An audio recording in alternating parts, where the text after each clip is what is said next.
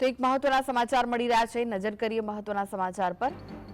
હળવદની સરા ચોકડી પાસે બેફામ દોડતા ઓવરલોડ ડમ્પર સામે તંત્રની લાચારી સામે આવી છે। કલેક્ટરના જાહેરનામાના અમલનો ખુલ્લેઆમ ઉલાળ્યો થતો જોવા મળી રહ્યો છે। ડમ્પરો હજુ પણ બેફામ દોડી રહ્યા છે। ખનીજ ખનન વહન પર પ્રતિબંધ હોવા છતાં પોલીસની સામેથી ડમ્પરો પસાર થતા જોવા મળ્યા તો પણ પોલીસ કોઈ પગલાં નથી લઈ રહી।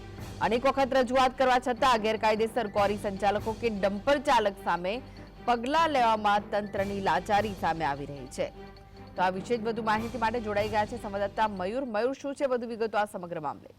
जी कृष्णा, ચોક્કસથી જણાવી દઉં કે હળવદની અંદર છેલ્લા કેટલાક સમયથી કાયદો વ્યવસ્થા કથળી છે અને ડમ્પરો ઓવરલોડ અને બેફામ ચાલી રહ્યા છે। જે હળવદ ઘનશ્યામપુર સરા રોડ છે ત્યાં આજુબાજુમાં સ્કૂલો આવેલી છે અને મોટા ભાગની સોસાયટીઓ ત્યાં છે અને અવારનવાર જે લોકો છે તેને પારાવાર મુશ્કેલી પડી રહી છે।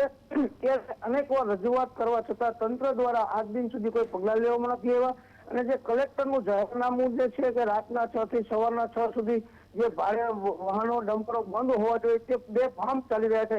એક નહીં, બે નહીં, પરંતુ 5-5, 6-6 ડમ્પરોની લાઈન આપ જોઈ રહ્યા છો। જી જી, આભાર મયુર માહિતી આપવા માટે।